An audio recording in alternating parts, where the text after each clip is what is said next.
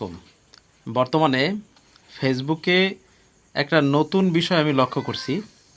সেটা হলো আপনি যদি 3 মিনিটের ভিডিও আপলোড দেন বা 2 মিনিট, 2.5 মিনিটের ভিডিও যদি আপলোড দেন, তাহলে সেই ভিডিওটা ফেসবুক নিজ দায়িত্বে পার্ট 1, পার্ট 2, পার্ট 3, পার্ট 4 এরকম কয়েকটা খণ্ডে খণ্ডে আপনাকে ভাগ করে অটো আপলোড দিয়ে দেয়।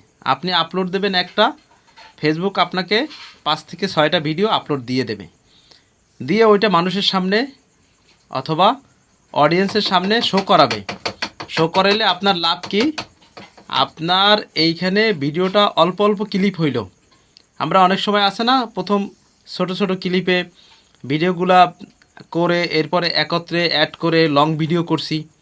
আবার অনেক সময় প্রথম যখন আমরা ভিডিও করছি তখন আমরা কি দেখছি যে 9 থেকে আপনার 3 সেকেন্ড থেকে 9 সেকেন্ড, এরপরে 9 সেকেন্ড থেকে 15 সেকেন্ড, আর এরপরে 20 সেকেন্ড, 30 সেকেন্ড, এরকম আমরা ভিডিওগুলো করছি। ভিডিওগুলো করার পরে এর পরের যে ভিডিওগুলো, সেই ভিডিওগুলো কিন্তু আমরা সব একত্র করে একটা লং ভিডিও ছাড়ছি।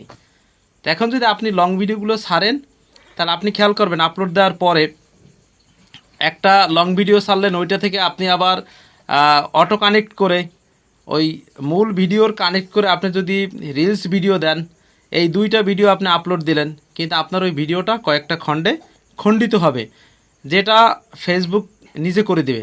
এটা কিন্তু ফেসবুকের একটা মানে সিস্টেম, নতুন আপডেট একটা সিস্টেম। এই সিস্টেমটা ফেসবুক এই জন্য দেয় যাতে আপনার ওই ভিডিওগুলা মানুষের কাছে বেশি বেশি শেয়ার হয়। এবং সবাই তো আপনার 3 মিনিট, 4 মিনিট, 5 মিনিট ভিডিও দেখতে চায় না। যেমন আমিও যদি অন্যের ভিডিও দেখি, অত বড় লং ভিডিও দিই না, মানে দেখি না। এখন আমি যদি দিই, আমারটা কি আপনি দেখবেন, আপনারা দেখবেন না।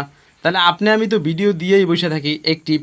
কিন্তু ফেসবুক বর্তমান যে সিস্টেমটা করছে, জাস্ট ওয়াও, আমার কাছে খুব চমৎকার লাগছে।